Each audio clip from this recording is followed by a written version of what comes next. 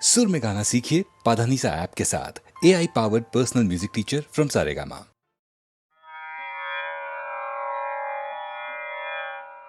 சகல செல்வங்களும் தரும் இமயகிரிராஜ தனையே மாதேவி.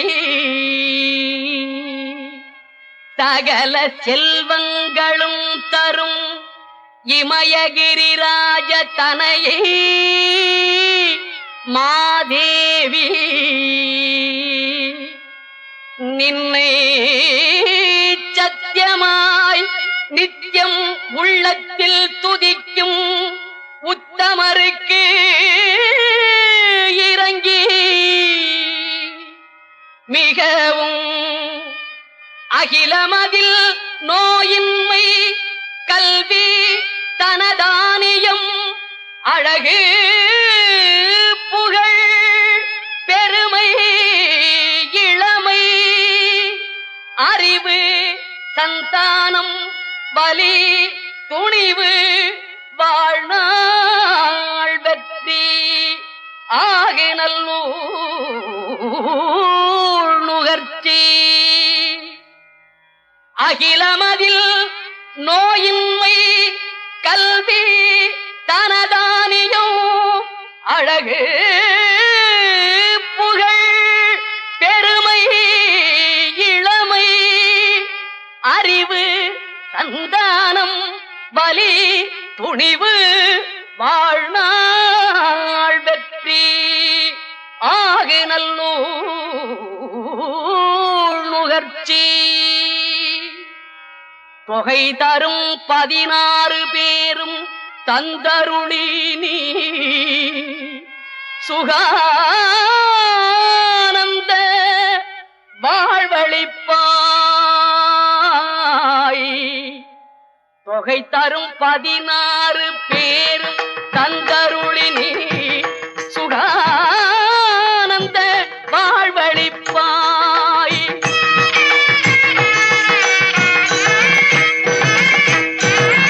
தொகை தரும் 16 பேரும் தந்தருளி நீ சுகானந்த வாழ்வழிப்பாய்.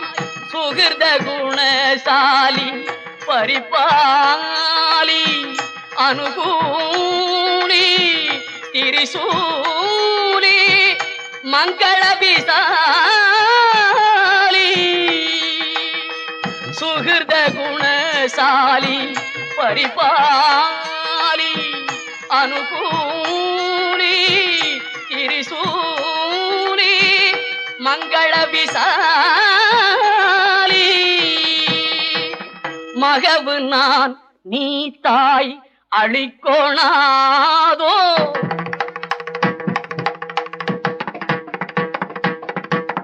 மகவு நான் நீ தாய் அழிக்கோணாதோ.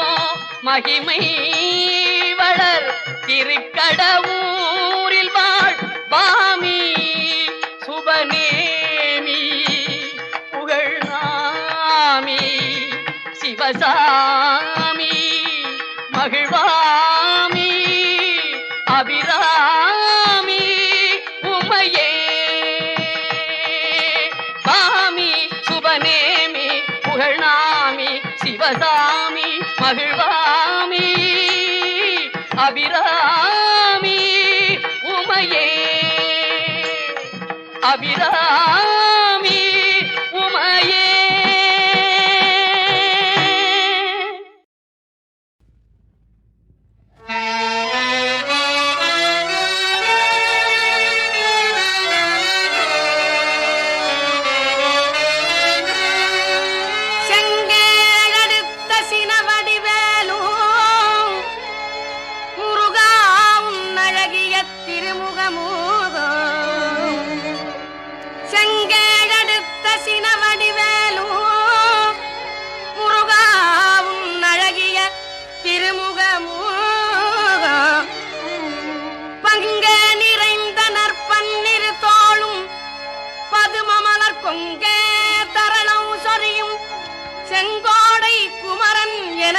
நீ எங்கே இருப்பினோ அன்றும் குமரன் என்றும் குமரா முருகானி எங்கே இருப்பினும் நான் உனை எங்கே நினைப்பினும் பங்க நிறைந்த நற்பன்னிரு தோளும் பதும மலர் கொங்க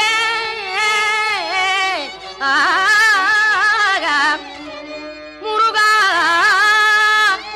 பத்தி திருமுகமாருடன் பன்னிரு தோள்களுமாய் உன் அழகிய திருமுகமும் நீ எங்கே இருப்பினோ பங்க நிறைந்த நற்பன்னிரு தோளும் பதும மலர் கொங்க தரளம் சொரியும் செங்கோடை குமரன் என நீ எங்கே இருப்பினோ முருகா நீ எங்கே இருப்பினும் நான் உனை எங்கே நினைப்பினோ முருகா நீ எங்கே இருப்பினும் நான் உனை எங்கே நினைப்பினும் அங்கே என் முன் வந்து எதிர் நிற்பவனே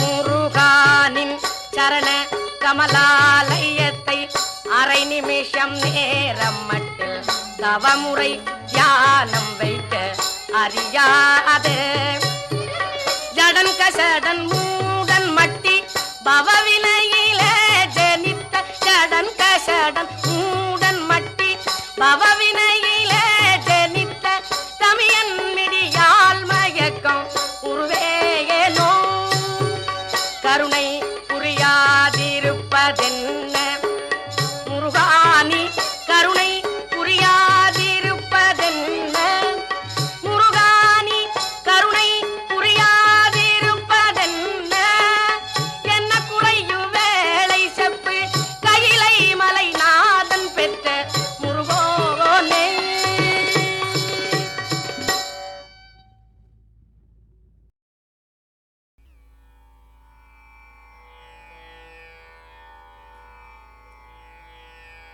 உலகெல்லாம் உணர்ந்தோதற்கரியவன் நிலவுலாவிய நீர்மலிவேணியல் அழகில் சோதியல் அம்பலத்தாடுவான் மலர் சிலம்படி வாழ்த்தி வணங்குவோ. அன்புமிக்க பெரியோர்களே, உலகத்தில் மதம் என்பது தோன்றாத காலம், இருண்ட காலம், கற்காலம், காட்டுமிராண்டி காலம் ஒன்று உண்டு. அந்த காட்டுமிராண்டி காலத்திலே இருந்து மனிதன் நாகரிகம் அடையத் தொடங்கிய போது அந்த நாகரிகத்திற்கு முதல் படியாக அமைந்தது மதம். உலகத்தில் உள்ள மதங்களுக்கெல்லாம் மூத்ததும் முன்னோடியானதும் இந்து மதம். இதை எந்த ஆதாரத்தோடு நான் சொல்ல விரும்புகிறேன் என்றால், இந்து என்கின்ற வார்த்தை தான் பிற நமக்கு தந்ததே தவிர மதம் என்கின்ற அடிப்படை உலகத்தில் முதலிலே தோன்றிய இடம் இந்தியா என்பதனை யாரும் மறுக்கவில்லை. தனி ஒரு மனிதனும் தான் தான் ஏற்றுக்கொண்ட வழிபாட்டினை சமுதாய வழிபாடாக மாற்றிய போது மதம் என்கின்ற ஒன்று உருவகமாயிற்று.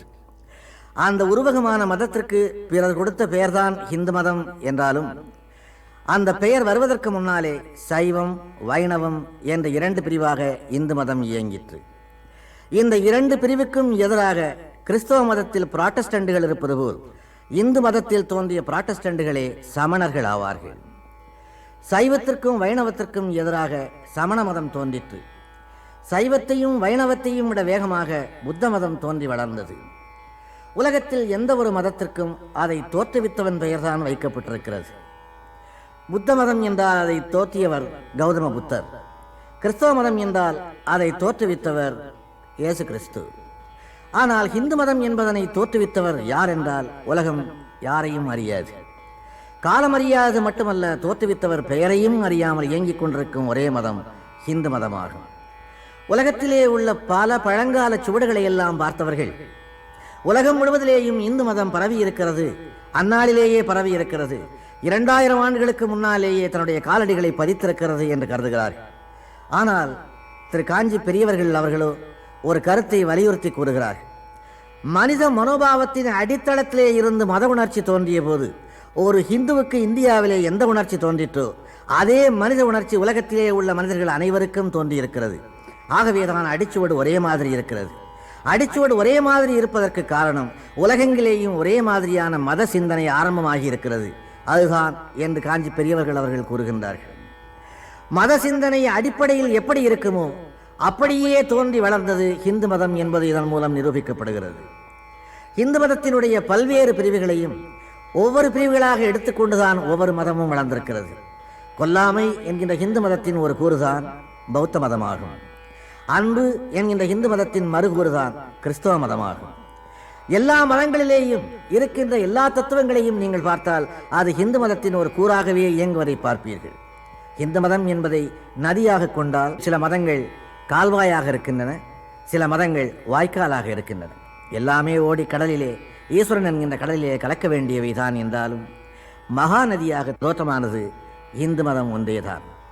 ஆகவேதான் இந்த மதத்துக்கு பெரிய பிரச்சாரர்கள் இல்லாமலேயே 6000 7000 ஆண்டு என்று கூட வயது சொல்லக்கூடிய அளவுக்கு அது உயிரோடு வாழ்ந்து வருகிறது, வளர்ந்து வருகிறது. இந்து மதத்திற்கு அழிவு சக்திகள் எதிராக அவ்வப்போது தோன்றியது உண்டு. ஆனால் தோன்றிய சக்திகளை அது எதிர்க்காமலேயே அவர்கள் அழிந்ததாகவும் வரலாறு உண்டு. வேறு எந்த மதத்தின் மீதும் யாரும் கை வைத்து விமர்சனம் செய்ய முடியாது, இந்து மதத்தை செய்ய முடியும். அப்படி செய்த பின்னாலேயும் கூட இந்து மதம் நிலைத்து நிற்கிறது என்றால் விமர்சனங்களையும் கடந்து அதனுடைய நியாயம் பரவி இருக்கிறது என்பது பொருள். இது வெறும் சந்நியாச மதம் அன்று, வானப்பிரஸ்தத்தை மட்டும் போதிக்கின்ற மதம் அன்று, எல்லோரும் துறவியாக வேண்டும், கடவுளை அடைய வேண்டும் என்று சொல்லுகிற மதம் அன்று. லௌகீக வாழ்க்கையிலேயும் இது கூடவே வந்து கொண்டிருக்கின்ற மதமாகும். எப்படி போகின்ற பாதையிலே எல்லாம் வருகின்ற அனுபவங்களிலே எல்லாம் திருக்குறளிலே ஒரு குறள் எதிரொலிக்கிறதோ அப்படியே மனித வாழ்வில் ஏற்படுகின்ற அனுபவங்களின் போதெல்லாம் இந்து மதத்தின் ஏதாவது ஒரு தத்துவம் எதிரொலிக்கிறது. ஜனனம் தாய் தகப்பன் கொடுத்தது, மரணம் இறைவன் அழைப்பது, இரண்டுக்கும் இடைப்பட்ட வாழ்வு அரிதாரம் பூசாத ஒரு நடிப்பு. இந்த வாழ்வின் ஏற்றத்தாழ்கள் எவராலே நியமிக்கப்படுகின்றன, எவராலே நிர்வகிக்கப்படுகின்றன, எவராலே ஆட்டுவிக்கப்படுகின்றன என்பதை உலகம் இன்னும் அறிந்த பாடில்லை. சந்திரமண்டலத்திற்கு விஞ்ஞானம் போய் சேர்ந்து விட்டது. ஆனால் அந்த கப்பலில் பயணம் செய்கின்ற விஞ்ஞானியும் சர்ச்சுக்கு போன பின்னாலே தான் பயணம் செய்கிறான் என்பதை அறிந்தால் விஞ்ஞானத்தையும் கடந்து உள்ளே இருக்கின்ற மெய்ஞான உணர்வு அவனை அறியாமலேயே அவனை அங்கே தள்ளுகிறது என்று பொருளாகும். உலகத்திலே இருக்கின்ற எந்த ஒரு மனிதனையும் இந்த எண்ணம் விடாது. சுவாமி விவேகானந்தர் சொன்னார், மரணம் என்று ஒன்று இருக்கின்ற வரையில், நீ விரும்புகின்ற ஒன்று நடக்காத வரையில், விரும்பாத ஒன்று நடக்கின்ற வரையில் ஈஸ்வரன் என்பவன் நீ விரும்புகிறாயோ இல்லையோ இருந்து கொண்டே இருக்கிறான். சுவாமி விவேகானந்தரின் இந்த பழமொழியை உலகத்திலே மரணத்தின் போது உணர்ந்தவர்கள் உண்டு, ஜனனத்தின் போதே உணர்ந்த குழந்தைகளும் உண்டு, வளர்ந்து வரும்போது உணர்ந்த ஞானசம்பந்தர்கள் உண்டு, வாழ்க்கையில் அடிபட்ட பின்னாலே உணர்ந்த ஞானிகள் உண்டு. பல்வேறு கட்டங்களிலேயும் பல்வேறு அறிவிலே இது பட்டிருக்கிறது. லௌகீகத்திற்கு துணை வருவது இந்து மதம் என்பதாலே தான் இந்து மதத்தினுடைய கடவுள்களை தம்பதிகளாகவே சமைத்தார். உலகத்தில் ஆண் பெண் என்று 2 கடவுளையும் கணவன் மனைவியாக காட்டுகிற மதம் வேறொன்றும் இல்லை இந்து மதத்தை தவிர. மனைவி கடவுளுக்கு ஏன் என்கின்ற கேள்வி எழும்பும்போது மனைவி மனிதனுக்கு ஏன் என்ற கேள்வியும் கூடவே எழுகிறது. அந்த கேள்விக்கு பதில் காண விரும்புகிறவர்கள் இந்த கேள்விக்கு முதலில் பதில் காண வேண்டும். மனைவி மனிதனுக்கு தேவை என்றால் கடவுளுக்கும் மனைவி தேவை. இந்த லௌகீக உணர்வை 2 பேரையும் ஒட்டிய உணர்வாக வைப்பதற்காகவே தான் சக்தி சிவம் என்கின்ற இணைப்பை ஏற்படுத்திற்று. ஆண் பாதியாகவும் பெண் பாதியாகவும் இருக்கின்ற உலகத்தை அந்நாளிலேயே உணர்த்துவதற்குத்தான் அர்த்தநாரீஸ்வரர் என்கின்ற தோற்றமே இந்து மதத்திலே உருவானது. வாழ்க்கையின் லட்சியமே ஆண் பெண் இருபாலுக்குள்ளேயும் அடங்கிவிட்டது. இந்த இருபாலும் சேர்ந்து வாழுகின்ற வாழ்க்கையை இந்து மதம் அங்கீகரிக்கிறது. இல்லறத்திற்கு அது துணை வருகிறது. அதனுடைய தாற்பயங்கள், லௌகீக உணர்வுகள் எங்கிருந்து தோற்றுகின்றன? தாயிடமிருந்தே தோற்றுகின்றன. சுவாமி விவேகானந்தர் அமெரிக்காவிலே சிக்காகோ நகரத்தில் பேசும்போது அங்கிருந்த இளம் பெண்கள் ஆண்களை எல்லாம் பார்த்து பெரியோர்களே தாய்மார்களே என்று அழைத்தார். அங்கே இருந்த இளம் பெண்கள் சிலர் சிரித்தார்கள். அவர் சொன்னார், நீங்கள் சிரிப்பது எனக்கு புரிகிறது. நீங்களோ இளம் பெண்கள், என்னடா நமக்கு இன்னும் திருமணம் கூட ஆகவில்லை, நம்மை இவன் தாய்மார்களே என்று அழைக்கிறானே என்று நீங்கள் கருதுகிறீர்கள். மேலை நாட்டிலே பெண் என்றாலே மனைவி அல்லது காதலி என்கின்ற உணர்வுதான் எங்கும் பெருக்கெடுத்து ஓடுகிறது. இந்தியாவை பொறுத்தவரை பெண் என்ற பெயரை கேட்டாலே தாய் என்கின்ற உணர்வுதான் எங்களுக்கு வரும். தாயே என்று அழைப்பது எங்களுடைய லட்சிய கனவாகும். 18 வயது இளம் பெண்ணை பார்த்து 80 வயது கிழவன் பிச்சைக்கார பிச்சை கேட்கும் போது கூட, ஏன் 7 வயது சிறுமியை பார்த்து பிச்சை கேட்கும் போது கூட தாயே பிச்சை போடு என்று தான் கேட்கிறானே தவிர சிறுமியே பிச்சை போடு அல்லது குமரியே பிச்சை போடு என்று கேட்பதில்லை. எங்களுடைய குடும்பத்தின் லட்சியம் மூலம் தாய். எவள் இல்லை என்றால் நான் இந்த பூமியிலே பிறந்திருக்க முடியாதோ, எவளை இழந்து விட்டால் நான் மீண்டும் அடைய முடியாதோ, அவளே என்னுடைய வாழ்க்கையின் தத்துவங்களை துவக்கி வைக்கின்றாள். என்னுடைய தாயை நான் வணங்குகிறேன். எனக்கு வாழ்க்கைக்கு துணையாக ஒரு மனைவி வந்திருப்பாளானால் அவளும் அவளை வணங்கியாக வேண்டும்.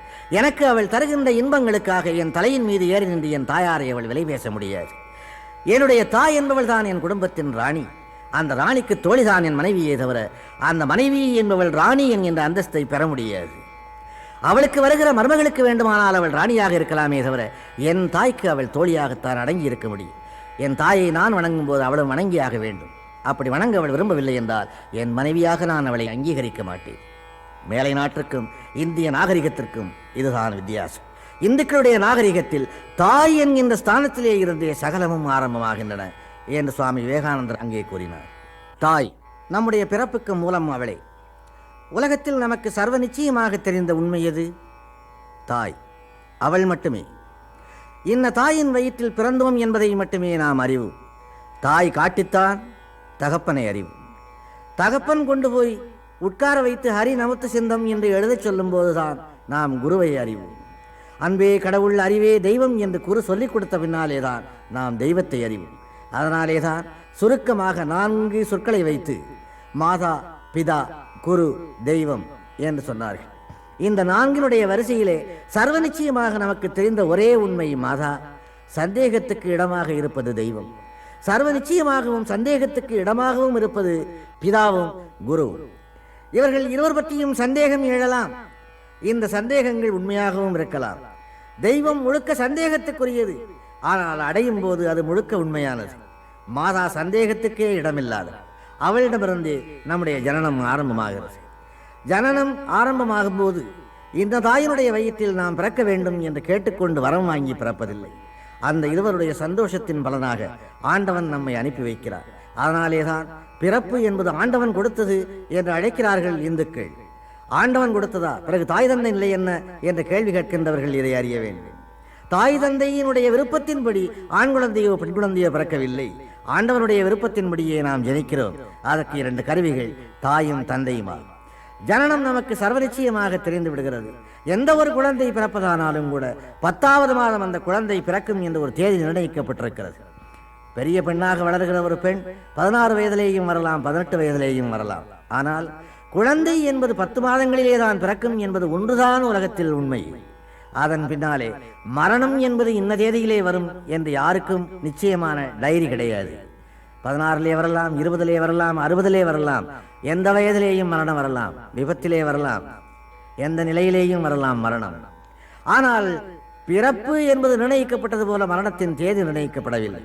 இன்ன தேதியில் இன்னார் மரணம் அடைவார் என்கின்ற குறிப்பு அவன் கையிலேயே ஆரம்பத்தில் இருந்திருக்குமானால் ஆண்டவனை பற்றிய சிந்தனை அவனுக்கு வந்திருக்காது. மரணம் எங்கே ரகசியமாக வைக்கப்பட்டதோ அங்கேதான் ஆண்டவன் தன்னையும் வைத்தான். மரணம் எப்போது வரும் என்று தெரியாதாலேதான் மனிதன் கோவிலை நாடுகிறார். ஆபத்திலேதான் ஆண்டவனை அவன் உணர்ந்து கொள்ளுகிறார். சாலையிலே போய்கொண்டிருக்கும் போது சந்தோஷமாக பேசிக்கொண்டு காரிலே போகிறவன் எதையும் பேசிக்கொண்டு போகலாம். ஆனால் அந்த கார் ஒரு மரத்திலே மோதும் போது அவன் வாயிலிருந்து அவனை அறியாமல் வருகின்ற வார்த்தை ஆண்டவனே என்பதே தவிர அடுத்தொரு வார்த்தை வராது. பெற்றவள் ஞாபகம் அல்லது பெற்றவன் ஞாபகம் கூட வராது. ஆண்டவன் ஆபத்திலேதான் தோற்றமளிக்கின்றான். ஜனனத்திற்கும் மரணத்திற்கும் இடையிலே அவன்தான் அந்த பாதையை உருவாக்கி காட்டுகின்றான். இன்ன தேதியில் இன்ன காரியம் நடக்க வேண்டும் என்று விரும்புகிற எவரும் அந்த காரியத்தை அடைந்து கொண்டே போனால் ஆண்டவன் ஒருவன் இல்லை என்பது உறுதியாகிவிடும். ஆகவேதான் காலங்களாலே காரியங்களை மாற்றி மாற்றி போட்டு அந்த கோடுகளை மாற்றி மாற்றி போட்டு காட்டுகிறார். அவனுடைய விதிப்படிதான் நம்முடைய பயணம் நடந்து கொண்டிருக்கின்றது. ஒரு பெண்ணை அடைய வேண்டும், நல்ல மனைவியை அடைய வேண்டும் என்று விரும்புகிறவன் அவளை அடைய முடியாமல் போகிறது. எது வேண்டுமானாலும் கிடைக்கட்டும் என்றிருப்பவன் ஒரு நல்ல மனைவியை அடைய முடிகிறது. இவையெல்லாம் ஆண்டவன் எழுதிய எழுத்து, கடவுள் அமைத்த மேடை. திருமணம் சொர்க்கத்திலே நிச்சயிக்கப்படுகிறது என்று கிறிஸ்டியானிட்டியிலே சொல்லப்படுவது போல ஹிந்து மதமும் அதை முன்னாலேயே சொல்லி இருக்கிறது. ஆகவே வாழ்க்கையில் எது நடந்தாலும் கூட அதற்கு ஆண்டவன் தான் பொறுப்பு என்கின்ற நியதியை முதலிலே துவக்கி வைத்தது ஹிந்து மதம்தான். அந்த ஹிந்து மதம் எதன் மூலம் இவ்வளவு உறுதியாக எந்த அஸ்திவாரத்திலே நின்று கொண்டிருக்கிறது? நம்பிக்கை. அந்த நம்பிக்கையிலேதான் இதுவரையிலே வளர்ந்து வருகிறது. கோயிலுக்கு போனால், அங்கே நம்பிக்கையோடு போனால், ஆண்டவனை நம்பிக்கையோடு கண்டால் நிச்சயமாக அந்த நம்பிக்கை பலனளிக்கின்றது. நம்பிக்கையிலே சிறிது சந்தேகம் வந்தாலும் கூட மனிதன் முதலில் தன்னை தோல்வியடைய செய்து கொள்கிறார். அதனாலே ஆண்டவன் அவனுக்கு தோல்வி அளித்தது போல தோன்றுகிறது. அந்த நம்பிக்கையிலே தான் அவனுடைய அஸ்திவாரம் கட்டப்படுகின்றது. காஃபி ஹோட்டலுக்கு போகிறோம், அற்புதமான சமையல் ஆகியிருக்கிறது, சாப்பிட உட்காருகிறோம். நல்ல சமையல், நல்ல சாப்பாடு என்று சாப்பிட்டு விட்டு எழுந்து வர வேண்டுமே தவிர எப்படி சமைக்கிறான் என்று சந்தேகப்பட்டு அடுப்பங்கரையை எட்டி பார்த்தால் அவன் வியர்வையை வலித்து விட்டு கொண்டிருக்கக்கூடும். அதை நமக்கு சாப்பாடு செல்லாமல் போய்விடக்கூடும். ஒரு சாப்பாடு, நல்ல சாப்பாடு சாப்பிட்டோம் என்று திருப்தியோடு நம்பிக்கையோடு வந்தால் நிம்மதியாக இருக்கு. எதையோ தவறாக சாப்பிட்டு விட்டோம் என்று சந்தேகம் தோன்றினால் வாந்தி வருவது போல இயற்கையாக தோன்றும். அது உடற்கூற்றினுடைய விளைவல்ல, மனக்கூற்றினுடைய விளைவு. அதனாலே மனக்கூற்றை சரி செய்வதற்காகத்தான் இதனை ஆன்மீகம் என்று அவர்கள் அழைத்தார். உடலுக்கும் இதற்கும் சம்பந்தம் இல்லாத ஒரு நிலையாக இந்த மதத்தை அவர்கள் உருவாக்கினார்கள். உடலுக்கு அப்பாற்பட்ட நிலையாக இதை உருவகித்தார்கள். இந்த நிலைகளை சொல்லுவதுதான் நம்முடைய இதிகாசங்கள். இதிகாசங்களில் ஒவ்வொன்றிலேயும் நீங்கள் எடுத்தால் 2 எக்ஸ்ட்ரீம் நிலைகளை நீங்கள் பார்ப்பீர்கள். தசரதனுக்கு 60,000 மனைவியர் என்றார். அது சாத்தியமா? அப்படி வாழலாமா என்கிற கேள்வியை விடுங்கள். அவனுடைய மகன் ராமனை ஏகபத்தினி வரதன் என்றார். 2ஐயும் 2 துருவங்களாக ஆக்கி காட்டினார். 2 வாழ்க்கையிலே எந்த வாழ்க்கை சரி, எது நியாயம் என்றவர்கள் போதிக்க வரவில்லை. அந்த வாழ்க்கையை ஏற்றுக்கொண்டான் தசரதன், இந்த வாழ்க்கையை ஏற்றுக்கொண்டான் ராமன். ஆனால் இந்த வாழ்க்கையை ஏற்றுக்கொண்ட ராமனை தெய்வம் என்று ராமாயணம் அழைத்து, ஆகவே அது சொல்லாமல் சொன்ன தத்துவம் ஏகபத்தினி விரதமாகும். அந்த ஏகபத்தினி விரதன் என்று அவனை சொல்வதற்கு எவ்வளவு அற்புதமான உவமைகள், உவமை நயங்களை அது சொன்னது. எனக்கு நன்றாக ஞாபகம் இருக்கிறது. ஒரு ராமாயணத்தில் ஒரு இடம், ராவணன் சீதையை மயங்க வைக்க பல்வேறு வேஷங்கள் போடுகிறான். இளவரசனாக வருகிறான், மன்மதன் போல வருகிறான், பல்வேறு நாட்டு இளவரசர்கள் போல தோற்றமளிக்கிறார். எதிலேயும் அவள் மயங்கவில்லையே சீதை என்று கலங்கி போய் தன்னுடைய அரண்மனையிலே உலாவிக் கொண்டிருக்கிறார். அப்போது அமைச்சர் அங்கே வருகிறார். அமைச்சர் சிரித்துக்கொண்டே அவனிடம் சொல்லுகிறார், அரசே, சீதை மயங்கக்கூடியது ஒரே ஒரு மனிதனுக்கு மட்டுமே, ஒரே ஒரு உருவத்திற்கு மட்டுமே. அந்த வேஷத்தை நீ எடுத்தால் தான் அவள் மயங்குவாள். அது யாருடைய வேஷம் தெரியுமா? ஸ்ரீராமனுடைய வேஷம். அதை நீ எடுத்தால் அவள் மயங்குவாள் என்று அமைச்சர் சொல்லுகிறார். உடனே ராவணன் அவரை பார்த்து சொல்கிறான், அமைச்சரே, உமக்கு தெரிகின்ற இந்த உண்மை எனக்கு தெரியாமற் போய்விடுமா? நானும் ராமனைப் போலவே வேஷம் எடுத்தேன், ராமனாகவே தோற்றமளித்தேன். ஆனால் ராமனுடைய வேஷத்தை போட்டவுடனேயே எனக்கு சீதையின் மீது, இன்னொருவன் மனைவியின் மீது ஆசை வரவில்லையே, நான் என்ன செய்வேன் என்றவன் வருந்தினான்.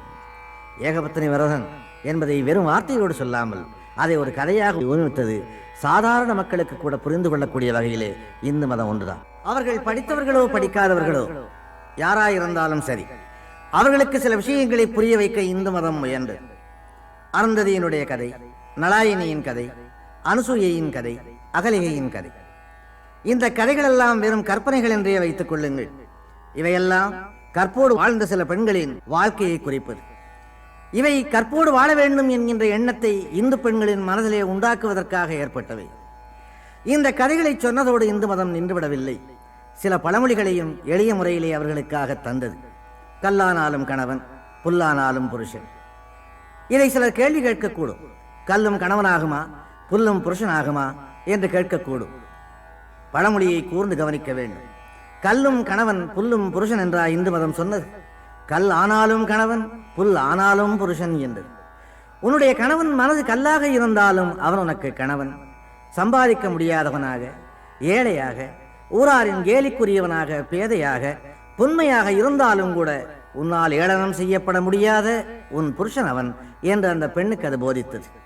அடக்கத்தை போதித்து, அன்பை போதித்து, ஒரு பெண் உத்தமமாக வாழ வேண்டும், லௌகீகத்தில் அவள் மரியாதையோடு நடந்து கொள்ள வேண்டும் என்பதற்காக அது எடுத்துக்கொண்ட முயற்சிகள் தான் இந்த கதைகள் எல்லாம். இதிகாசமோ புராணமோ அல்லது சிறிய சிறிய கதைகளோ, இவைகளெல்லாம் ஒரு பெண்ணையும் ஆணையும் ஒழுங்கான வழியில் நடக்க வைப்பதற்காக எடுத்துக்கொண்ட முயற்சிகளாகும். காலங்களாலே இந்த முயற்சிகள் வெற்றி பெற்று வந்திருக்கின்றன என்பதை வரலாறு நம்முடைய கண்முன்னாலேயே காட்டுகிறது. சில வார்த்தைகளையே நீங்கள் கூர்ந்து நோக்கினால் இந்து மதத்தினுடைய ஆழ்ந்த தத்துவங்கள் உங்களுக்கு வெளிப்படும். நான் உங்களுக்கு ஒரு தமிழ் வார்த்தையை நினைவுபடுத்துவேன். தவறிப்போன ஒரு பெண்ணை, கெட்டுப்போன ஒரு பெண்ணை வழுக்கி விழுந்தவள் என்று ஏன் கூறுகிறார்கள்? பெண் தலைகுனிந்து நடக்க வேண்டும் என்பது விதி. அவள் தலைகுனிந்து நடந்தால் பூமி எப்படி இருக்கிறது என்பதை கண்டுகொண்டு நடக்க முடியும். தலை நிமிர்ந்து நடந்தால் பூமியும் அவளை வழுக்கி விடக்கூடும். பூமியிலே அவள் வழுக்கி விழுந்தாள் என்பது மட்டுமல்ல, நிமிர்ந்து நடந்த காரணத்தாலே வாழ்க்கையிலேயும் அவள் வழுக்கி விழுந்தாள் என்பதற்காகவே அந்த ஒரு வார்த்தையை தமிழிலே சொன்னார்கள். தமிழ் மட்டுமல்லாது வடமொழியிலேயும் சில வார்த்தைகள் இந்த பெண்களையும் ஆண்களையும் லௌகீகத் துறையில் ஒழுங்குபடுத்துவதற்காகவே ஏற்பட்டவை. ஆக நம்முடைய இதிகாசங்கள், புராணங்கள் யாவையும் கற்பனை, வெறும் கதை, பொய் என்று சொல்கிறவர்கள் கூட தங்கள் வாழ்நாளிலே அனுபவப்படும் போது அவை உண்மையானவையாகவும் இருக்கக்கூடும் என்று கண்டுகொள்ளுகின்றார்கள். கண்ணனுடைய கதை, பஞ்சபாண்டவர்கள் கதை, பாகவதமோ பாரதமோ அதை முழுக்க நீங்கள் எடுத்துக்கொண்டு பார்த்தால் அது ஒரு தெய்வீக கதையாக மட்டும் உங்கள் கண்ணுக்கு தெரியாது. லௌகீக மனிதனுக்கு தேவையான சகல குணங்களையும் உள்ளடக்கிய ஒரு கதையாக அது தோன்றும். கண்ணன் ஒரு பெரிய கடவுள். ஆனால் அவன் உதவிக்கு வரவேண்டிய நேரத்தில் வரவில்லை. காலம் தவறி அவன் உதவிக்கு வந்தான். ஏன்? அறிவை மட்டுமல்லாது அனுபவத்தையும் கொள்முதல் செய்தாக வேண்டும் மனிதன் என்பது விதி. அந்த அனுபவத்தை மனிதன் கொள்முதல் செய்த பின்னாலேதான் ஆண்டவன் கூட காட்சி அளிப்பான் என்பதற்காகவே அந்த கதையை சொன்னார்கள். கண் இது கண்ணாடி என்று சொல்லிவிட்டால் கால் அதை மிதிக்கப் போவதில்லை. கால் அதை மிதித்து செப்டிக்கான பின்னாலேதான் அது கண்ணாடி என்று தெரிந்தால் கண்ணாடிக்கும் காலுக்கும் உள்ள பாந்தம் என்ன என்பதாவது புரியும். அதனாலேதான் அறிவை விட அனுபவத்தை மிக பெரிதாக இந்து மதம் தேர்ந்தெடுத்தது. அந்த அனுபவத்தின் காரணமாக விளைந்த விளைச்சல்களை இதிகாசங்களிலேயும் புராணங்களிலேயும் காட்டிற்று. அந்த கதைகள் இன்றைக்கு ஆங்கிலத்திலே மொழிபெயர்த்து சொல்லப்படும் போது உலகெங்கிலேயும் ஆச்சரியத்தோடு வரவேற்கப்படுகின்றன. அமெரிக்க வானத்தில் இன்றைக்கு ஹரே கிருஷ்ணா ஹரே ராமா என்கின்ற கோஷம் பலமாக எழுந்து நிற்கின்றது. விரக்தி அடைந்து வேதனை அடைந்து வாழுகின்ற அளவுக்கு வாழ்ந்து பார்த்து இனி வாழ்வதற்கு எதுவுமே இல்லை என்று தெரிந்த பிற்பாடு அவன் கடைசியாக அடையப் போகின்ற புகலிடம், அடைந்து விட்ட புகலிடம் ஹரே ராமா ஹரே கிருஷ்ணாவாக ஆகியிருக்கிறது. அது எப்படி? வாழ்க்கை தத்துவங்களை இந்துக்கள் தான் முழுக்க முழுக்க செம்மையாக சொல்லி இருக்கிறார்கள். தற்கொலை செய்து கொள்ள வேண்டிய மனிதனை தற்கொலை செய்து கொள்ளாமலே திருப்புவதற்கான ஒரே மார்க்கம் ஹிந்து தத்துவமே என்பதனை அமெரிக்க மக்கள் இன்றைக்கு கண்டு கொண்டிருக்கிறார்கள். நீ வாழ விரும்பினாலும் உனக்கு வழி இருக்கிறது, வாழ்வை வெறுத்து நீ ஓட விரும்பினாலும் வழி இருக்கிறது. ஆனால் தற்கொலை செய்து கொள்ள வேண்டிய அவசியமே இல்லாத ஒரு தத்துவ ஞானியாக திகழ்வதற்கும் வழி இருக்கிறது. இந்த மூன்றையும் ஒருங்கே அடக்கிய ஒரு மதம் என்பதாலேதான் எல்லா மதங்களையும் பார்த்துவிட்ட மேலை நாட்டு வானம் இன்றைக்கு ஹரே கிருஷ்ணா ஹரே ராமா என்கிற கோஷத்தை எதிரொலித்துக் கொண்டிருக்கிறது. இந்து மதம் லௌகீக மதம், லௌகீக மதம் என்று ஏன் நான் திரும்ப திரும்ப சொல்லுகிறேன் என்றால், இன்றைய இளைஞன் இந்து மதம் என்றாலே அது ஒரு சன்னியாசி மடம் என்று கருதி கொண்டிருக்கிறார். உண்மை அதுவல்ல.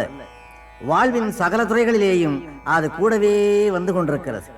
வாழ்வை துறந்து ஓடிய ஞானி ஒருவர் ஒரு அற்புதமான பாட்டு பாடி இருக்கிறார். அந்த வெண்பா இது: முதற்சங்க முதூட்டும் மொய்குழலாராசை நடுச்சங்கம் நல்விலங்கு பூட்டும்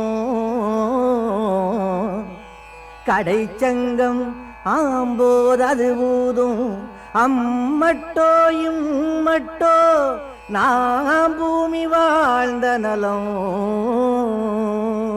நாம் பூமி வாழ்ந்த நலம். அவர் கூறுவதனுடைய கருத்து என்ன?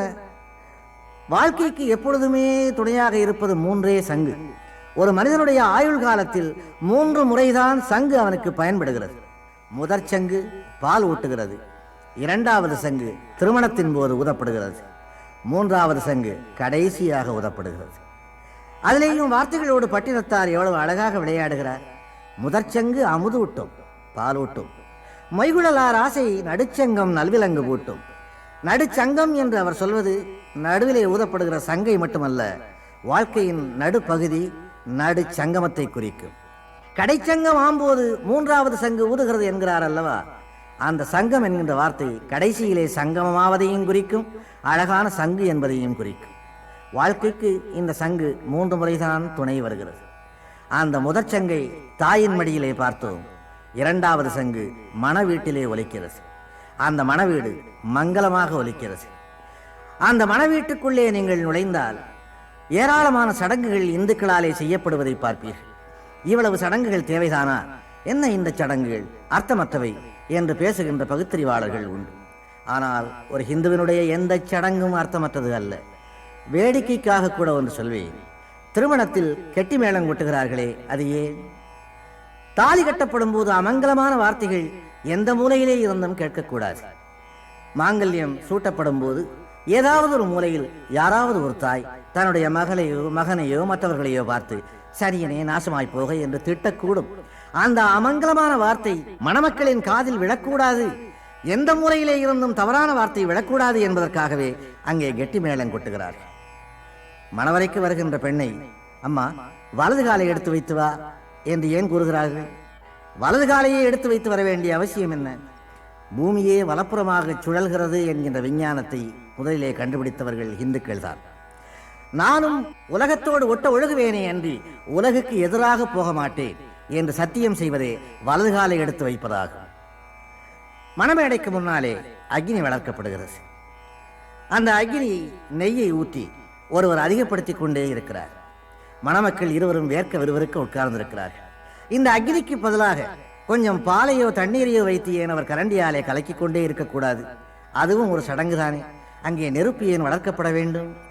அந்த நெருப்பு இருவருக்கும் சாட்சியாக இருக்கிறது. 1000 சாட்சிகள் இருந்தாலும் அதையும் மீறிய சாட்சி அக்னி சாட்சி. நீ எனக்கு துரோகம் செய்தாலும் நான் உனக்கு துரோகம் செய்தாலும் இந்த நெருப்பு நம்முடைய மனதை எரிக்கட்டும்.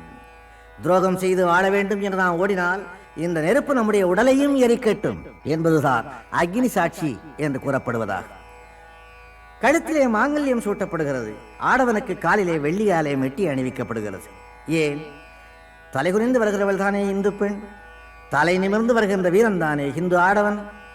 தலை நிமிர்ந்து வருகின்ற இந்து ஆடவனுடைய கண்ணில் எதிரே வருகின்றவள் திருமணமானவள் என்று தெரிவதற்காக அவள் கழுத்திலே தாலி, தலைகுனிந்து வருகின்ற ஒரு இந்து பெண்ணுடைய கண்களில் எதிரே வருகின்ற ஆடவன் திருமணமானவன் என்று தெரிவதற்காக அவன் கால்களிலே மெட்டி அணிவிக்கப்படுகிறது.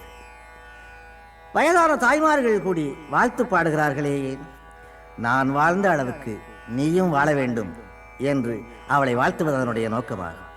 அம்மியின் மீது காலை வைக்கச் சொல்கிறார்களே, அது என்ன வேடிக்கையா? அம்மியைப் போல உறுதியாக அந்த கல்லை போல என்னுடைய கற்பு இருக்கும் என்று உத்தரவாதம் தருவதாக. அருந்ததி பார்ப்பதையே, அந்த வானத்தில் அருந்ததி ஒருத்திதான் இன்னும் நட்சத்திரமாக மின்னுகிறாள், நானும் அடுத்த நட்சத்திரமாக ஆவேன் என்று சத்தியம் செய்ய சொல்வதாக. நீங்கள் மாறி மாறி எங்கே சென்றாலும் கூட ஒரு அர்த்தத்தை அந்த இந்து மதத்து சடங்குகளுக்குள்ளே காண முடியும். மங்களமே நிறைந்து நிற்கும். பிச்சைக்காரன் வந்து பிச்சை கேட்டால் அப்போது வீட்டிலே அரிசியோ சோறோ இல்லை என்றால் கூட இல்லை போ என்று ஒரு நல்ல ஹிந்து சொல்ல மாட்டான். நல்ல ஒரு வைதிக இந்து, நிறைய இருக்கிறதப்பா, நாளைக்கு வா என்ன. அதற்கு என்ன பொருள் என்பது பிச்சைக்காரனுக்கு தெரியும், பகுத்தறிவாளனுக்கு தெரியாவிட்டாலும் கூட. அதாவது இல்லை என்பது அதனுடைய பொருளாக. அமங்கலமான வீடுகளுக்கு போகிறோம். அந்த வீடுகளுக்கு போய் திரும்பும் போது போகிறேன் என்றுதான் சொல்லிக் கொண்டு வருவார்கள் இந்துக்கள். ஏன் தெரியுமா? இது மாதிரி அமங்கலமோ கெட்ட காரியமோ இனி உன் வீட்டிலே வராது, அதனாலே நான் வரவேண்டிய அவசியம் இருக்காது, போகிறேன் என்பது அதனுடைய பொருளாகும். நல்ல காரியம் நடக்கின்ற வீடுகளுக்கு நாம் போகிறோம். அப்படி போய் திரும்பும் போது போய் வருகிறேன் என்று சொல்லிக் கொண்டு வருவோம். அதன் பொருள் இன்னும் பல நல்ல காரியங்கள் உன் வீட்டிலே நடக்கும், நானும் வந்து ஆசீர்வதிப்பேன் என்பதாக. மங்களமான செய்திகளை கேட்டுக்கொண்டே இருந்தால் மனிதனுடைய மனோபாவம் மாறுகிறது, மனிதனுடைய முகபாவம் மாறுகிறது, முகத்திலே ஒரு தனி மலர்ச்சி உண்டாகிறது, வயது குறைந்தது போல தென்படுகிறது. துன்பத்தாலே தானே மனிதன் தளர்ந்து போகிறார், சோகச் செய்திகளாலே தானே மனிதன் இடிந்து போகிறார். அதனாலே மங்களமான வார்த்தைகளையே அதிகமாக அவன் காதிலே விழும்படி வைப்பதுதான் இந்து மதத்தினுடைய மிக முக்கியமான நோக்கமாகும்.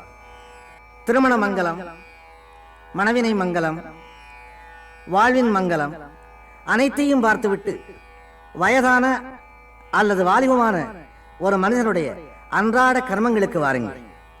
காலையிலே எழுந்தவுடனேயே அவன் குளித்தாக வேண்டும். ஒரு நல்ல ஹிந்து தினசரி குளிப்பதாலேயே ஆண்டவனுடைய அனுகிரகம் வந்துவிடுமா என்று கேட்பவர்கள் பலர். ஆண்டவனுடைய அனுகிரகம் வருகிறதோ இல்லையோ, புற உடம்பு சுத்தமாகிறது. புற உடம்பு குளிரும் போது அகமும் குளிர்கிறது. அகத்தை அடிக்கடி குளிர வைக்க உடம்பையும் குளிர வைக்க வேண்டியிருக்கிறது. குளிர்ந்த உடம்புக்குள்ளே ஆன்மா குளிர்ந்து நிற்கிறது. குளிர்ந்த ஆன்மாவுக்குள்ளே ஆண்டவன் சுடர்விட்டு பிரகாசிக்கிறார். நெற்றியிலே ஏன் விபூதி பூச வேண்டும் அல்லது திருமண் இட வேண்டும்? திருநீர் அல்லது திருமண் எதற்கு? சைவர்கள் திருநீர் பூசுகிறார்கள், வைணவர்கள் திருமண் இடுகிறார்கள். வார்த்தைகளை கவனியுங்கள்.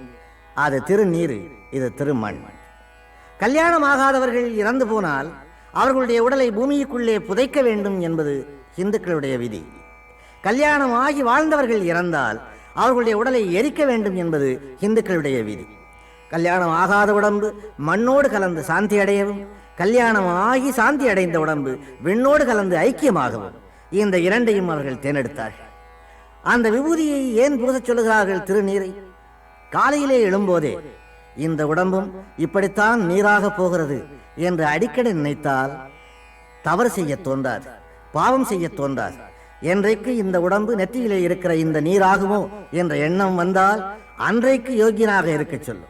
ஒரு நாளோடு பூசி விட்டு விட்டால் ஒரு நாள் மட்டும்தான் நீ யோகியனாக இருக்க முடியும். தினசரி நீ பூசிக்கொண்டே இருந்தால் தினசரி யோகியனாக இருக்க முடியும்.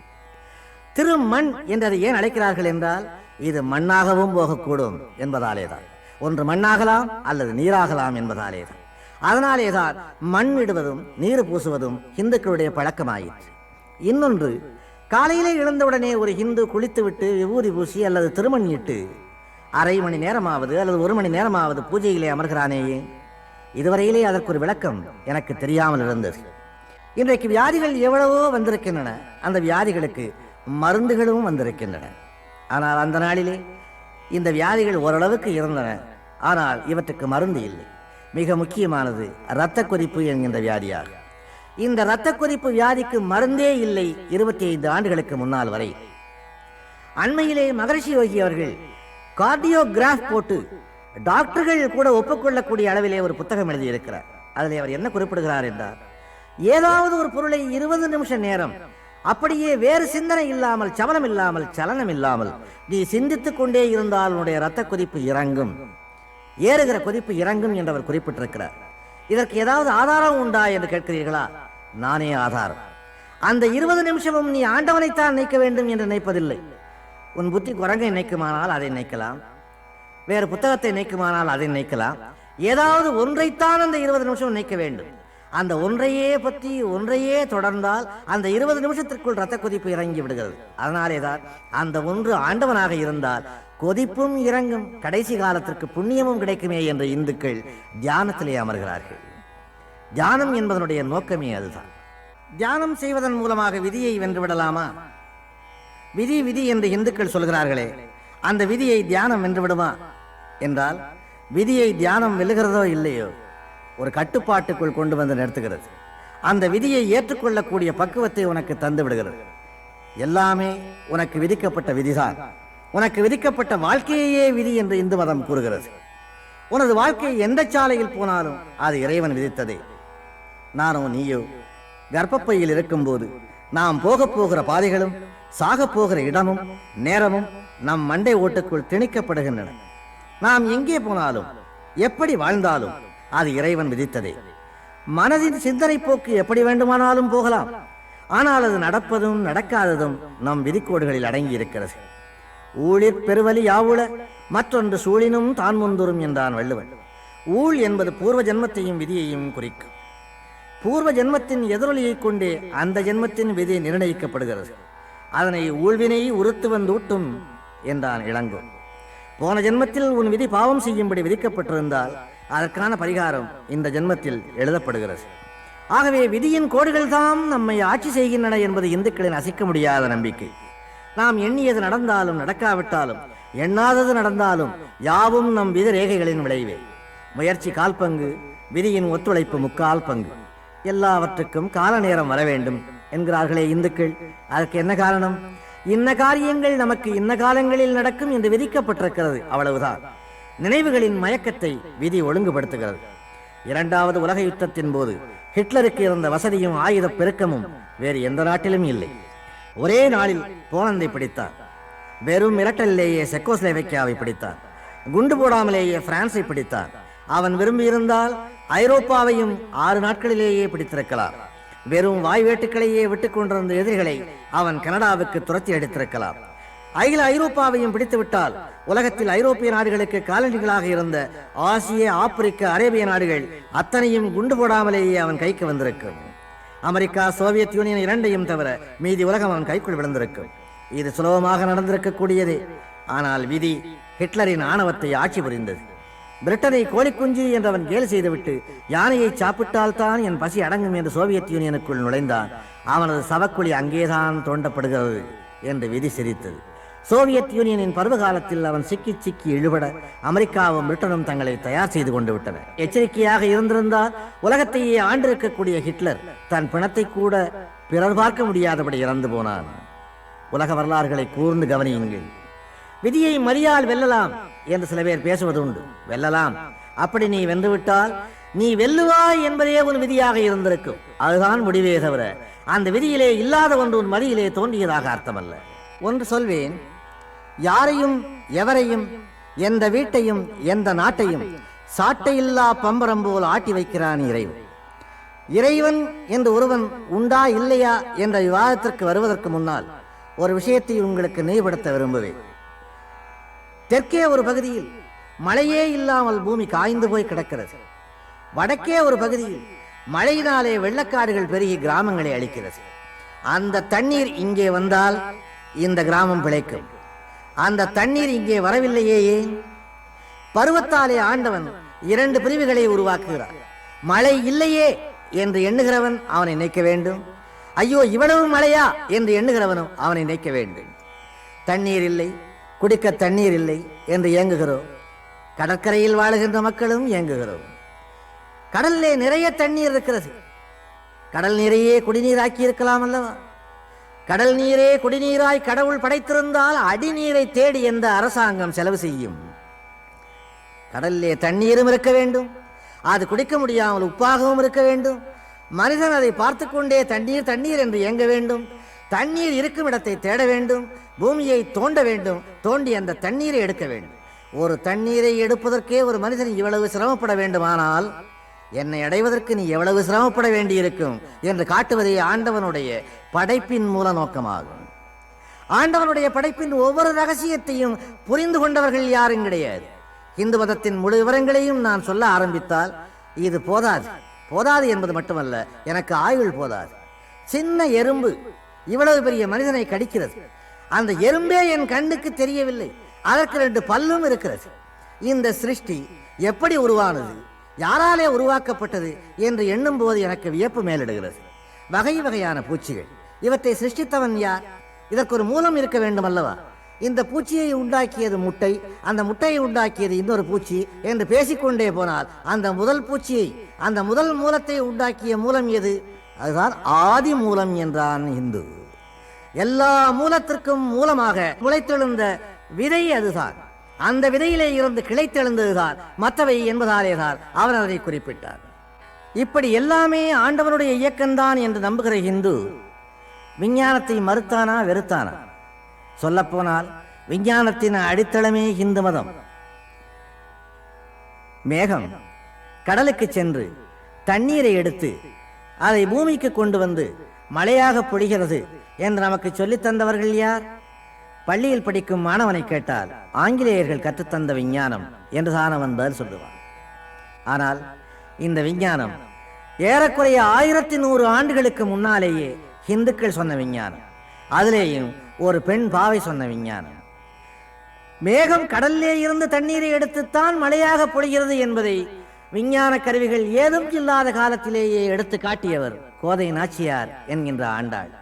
ஆளி மழை கண்ணா ஒன்று நீ கை கரவே, ஆளியுட்புக்கு முகந்து கொடு ஆர்த்தேரி, ஊழி முதல்வன் உருவம் போல் மெய்கருத்து, பாழியன் தோளுடை பத்மநாபன் கையில் ஆளி போல் மின்னி வலம்புரி போல் நின்றதிர்ந்து, தாழாதே சாரங்கம் உதிர்த்த சரமலை போல் வாழ உலகில் பெய்திடாய், வாழ உலகில் பெய்திடாய்.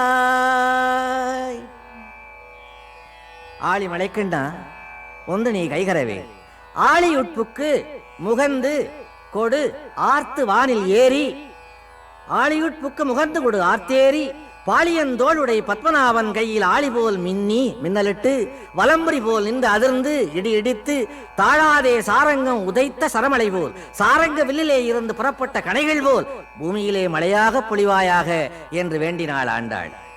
வெள்ளைக்காரன் இதனை கண்டுபிடிப்பதற்கு 1000 ஆண்டுகளுக்கு முன்னாலேயே ஹிந்து விஞ்ஞானம் இதை கண்டுபிடித்தது. ஹிந்து வேதங்கள் நாளிலேயும் சொல்லப்படுகிற ஒரே கருத்து, நீ ஆண்டவனை தேடி எங்கே புறப்பட்டு சென்றாலும் முடிவிலே அங்கே வந்து சேருவாய் என்பதாகும்.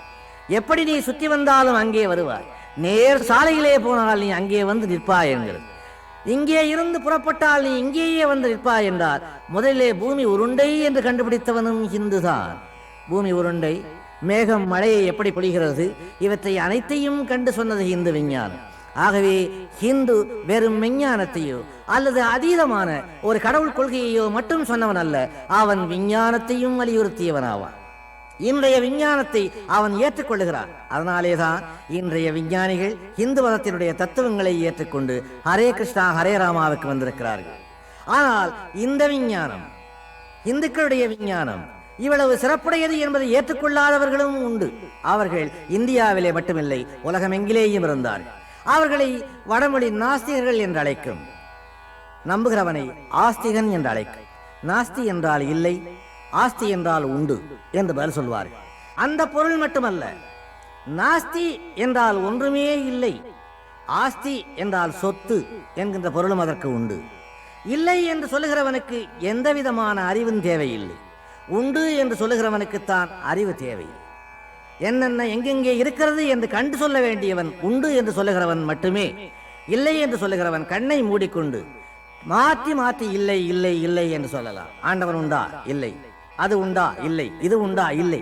அந்த ஒரு வார்த்தையை மட்டும் அவனுக்கு கற்றுக் கொடுத்தால் போதும். அவனுக்கு வயது கூட வர வேண்டாம், வாலிபனாகவும் வேண்டாம். குழந்தைக்கே அந்த வார்த்தையை கற்றுக் கொடுத்தால் அது திரும்ப திரும்ப சொல்லும். ஆனால் ஆண்டவன் இருக்கிறான் என்று சொல்லுகிறவன் அந்த நம்பிக்கைக்கு அடித்தளத்தை விவரித்தாக வேண்டும். விபூதி பூசுகிறவன் ஏன் பூசுகிறேன் என்பதற்கான காரணத்தை சொல்லியாக வேண்டும். காரணம் இல்லாமல் நான் இதை செய்யவில்லை என்று அவனை நம்ப வைக்க வேண்டும். அவனை மட்டுமல்ல, அவனுடைய மூதாதைகளையும் நம்ப வைக்க வேண்டும், அடுத்த தலைமுறையையும் நம்ப வைக்க வேண்டும். ஆஸ்திகனுக்கு இருக்கின்ற சிரமம் இதுதான். இந்த சிரமத்தை சுலபப்படுத்தி அர்த்தத்தோடு சொல்லிவிட்டு போறது இந்து மதம் ஒன்றுதான். வேறு எந்த மதத்திலேயும் அர்த்தம் உண்டு. நான் மற்ற மதங்களை பற்றி குறைத்து பேச மாட்டேன். எல்லா மதங்களையும் தன்னுள்ளே ஐக்கியப்படுத்திக் கொண்ட மதம் இந்து மதமாகும். நாஸ்திகனை கூட அந்த மதம் வெறுத்ததில்லை. ஆஸ்திகனை விட அதிகம் தன் பெயரை சொல்லுகிறவன் நாஸ்திகன் தான் என்று ஆண்டவனே ஒரு இடத்தில் கூறியிருக்கிறார். அதனாலே நாஸ்திகன் தான் என்னுடைய முதல் பக்தன் என்று அவனையும் அரவணைத்துக் கொள்ளுகிறது இந்து மதம். அவனையும் வெளியே அனுப்புவதாக இல்லை. என்னுடைய மதத்தின் ஒரு கிளைதான் மற்ற மதம் என்று சொல்லி அதையும் அரவணைத்துக் கொள்ளுகிறது. இந்து மதம் யாரையும் கைவிட்டு விட்டு தன்னை வெறுப்பவனை கூட விட்டுவிட்டு ஓட முயன்றதே இல்லை. நீ இந்து மதத்தை வெறுக்கிறாயா? நீ அதை விரும்புகிற வரையிலே இந்து மதம் உன்னை தொடர்ந்தே வரும். நீ இந்து மதத்தை விரும்புகிறாயா? உன்னை அது சோதிக்கும். ஏன் சோதிக்கும் என்றால், நீ விரும்புவது உண்மையா என்பதை தெரிந்து கொள்ள. வெறுக்கிறவன் வெறுப்பது உண்மையாகத்தான் இருக்க முடியும். விரும்புகிறவன் மீதுதான் சந்தேகம் வரும். ஏன் ஆண்டவன் பக்தனுக்கே அதிகம் சோதனைகளை வழங்குகிறான்? இவள் உண்மையானவனா என்று கண்டுகொள்ள விரும்புகிறான். எவளை நீ காதலிக்கிறாயோ அவளைத்தான் அதிகம் சந்தேகிப்பாய்.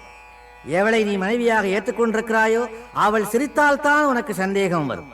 வேறு எந்த பெண் சிரித்தாலும் சந்தேகம் வராது. நீ உண்மையான பக்தனாக இருந்தால் அவன் சோதனை மேல் சோதனை தொடர்ந்து தந்து கொண்டே இருப்பான். அந்த சோதனைகளுக்கு அஞ்சாமல் நீ தொடர்ந்து போனால் கடைசியில் ஆண்டவன் தன் முகத்தை உனக்கு காட்டுவான். பிள்ளைக்கறி சமைத்த கதை போன்ற கதைகளை விட்டுவிட்டு வாழ்க்கை தத்துவத்துக்கே வந்து ஆண்டவனை நீ பின்தொடர்ந்து பார்த்தால் கஷ்ட நஷ்டங்கள் முழுவதிலேயும் அவன் அவ்வப்போது கண்ணுக்கு தெரிய மாட்டான்.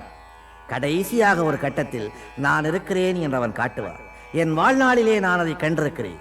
நான் நாஸ்திகனாக இருந்தவன் ஆஸ்திகனாக மாறினேன். எப்படி மாறினேன் என்றால், ஆண்டவன் என்னை சோதிக்கவில்லை, நானே என்னை சோதித்துக் கொண்டேன். சோதித்த துன்பங்களின் மூலமாக ஆண்டவனை உணர்ந்தேன். ஆண்டவன் மேலும் சோதித்தார். ஏற்கனவே இந்த சோதனையில் எனக்கு ஒரு பக்குவம் இருந்த காரணத்தாலே சிக்கன பிடித்தேன், தேவனே உன்னை செய்வதொன்று இனி அறியேனே என்று பின்னாலே தொடர்ந்தேன். இன்று எனக்கு ஒரு தைரியம் இருக்கிறது, நிம்மதி இருக்கிறது, துணிச்சல் இருக்கிறது. மரணத்தை பற்றிய பயம் அற்று போய்விட்டது. மரணத்தின் பின்னாலே மோட்சமோ நரகமோ எங்கே போனாலும் கூட கண்ணன் துணையிருப்பான் என்ற நம்பிக்கை பிறக்கிறது. நம்பிக்கை நம்பிக்கை ஒரு ஹிந்துவுக்கு கடைசி வரை கை கொடுப்பது அதுதான்.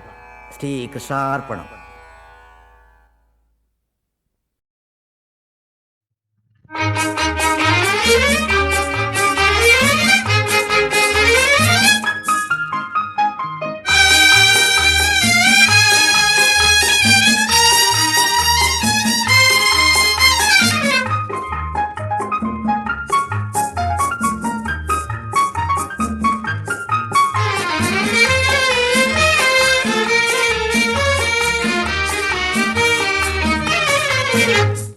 நாளை நான் சமர்ப்பிப்பேன் இயேசுவின் திருப்பாதத்தில். காலை முதல் மாலை வரை காக்கும் கர்த்தர் நமது இயேசு. காலை முதல் மாலை வரை காக்கும் கர்த்தர் நமது இயேசு. காலை தள்ளாட என்றுமே விடா. இந்த நாளை நான் சமர்ப்பிப்பேன் இயேசுவின் திருப்பாதத்தில்.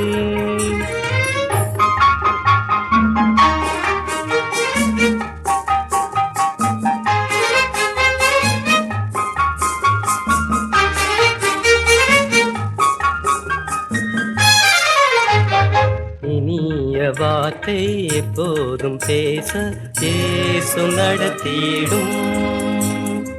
இடுக்கணில் இருப்போர் யாரையும் மீட்க இயேசு காட்டிடும். இன்பத்தை வெறுத்து துன்பத்தை நாட இயேசு போதியும். இன்முகம் காட்டி இறங்கி நோக்க இயேசு கற்பியும். இந்த நாளை நான் சமர்ப்பிப்பேன் இயேசுவின் திருப்பாதத்தில்.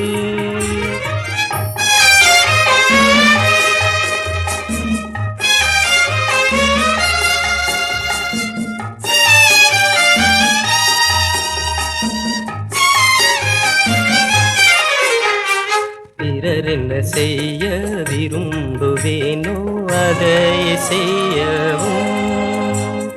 பிறர் எனக்கு மன்னிப்பதையே அவர்க்கு மன்னிக்கவும். பிறர் நலம் கருதியே சதா உழைக்கவும். பிறருக்காக என்னை ஒடுக்கி நான் மறிக்கவும். இந்த நாளை நான் சமர்ப்பிப்பேன் இயேசுவின் திருப்பாதத்தில். காலை முதல் மாலை வரை காக்கும் கர்த்தர் நமது இயேசு. காலை தள்ளாட என்றுமே விடா. இந்த நாளை நான் சமர்ப்பிப்பேன் இயேசுவின் திருப்பாதத்தில். இயேசுவின் திருப்பாதத்தில். இயேசுவின் திருப்பாதத்தில்.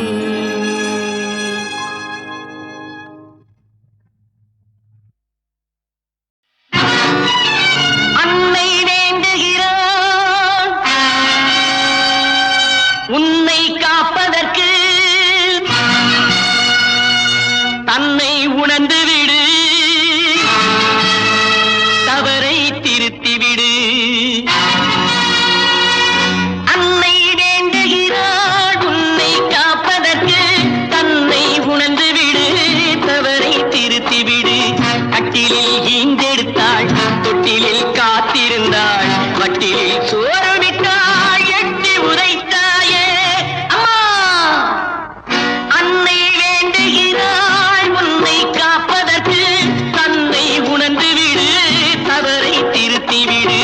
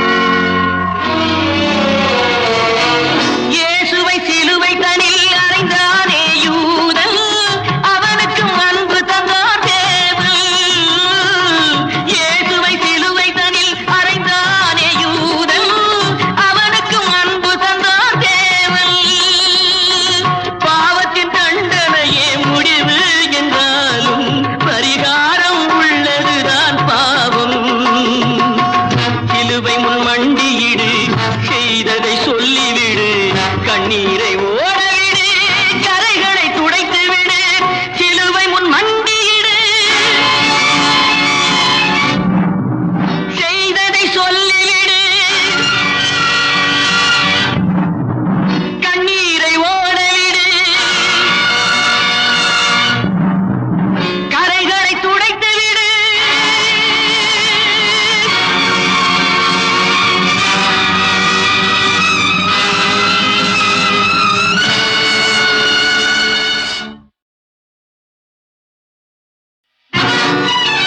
அன்னை வேண்டுகிறான்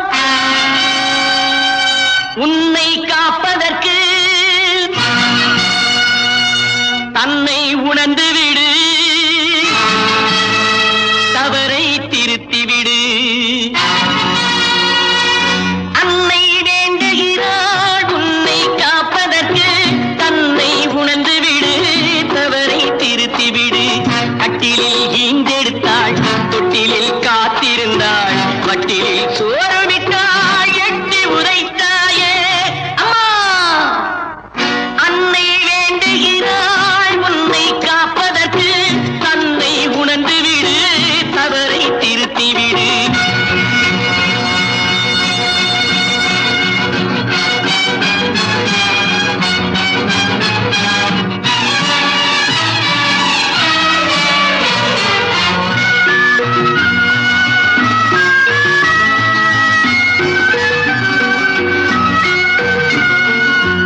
தாயினும் பெரியதொரு கோவில் இங்கேது, தன்னலம் இல்லாத செல்வம்.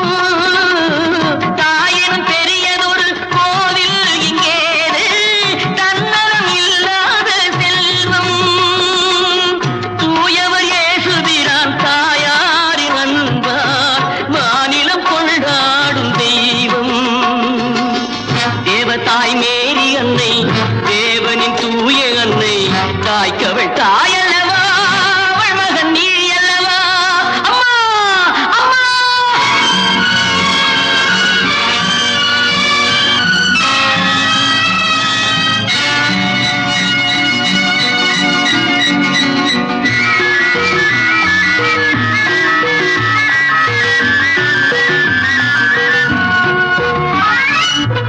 தாய்மையை கொண்டாடும் பரிசுத்த ஆவி, தேவனின் நிழலோடு சேரும்.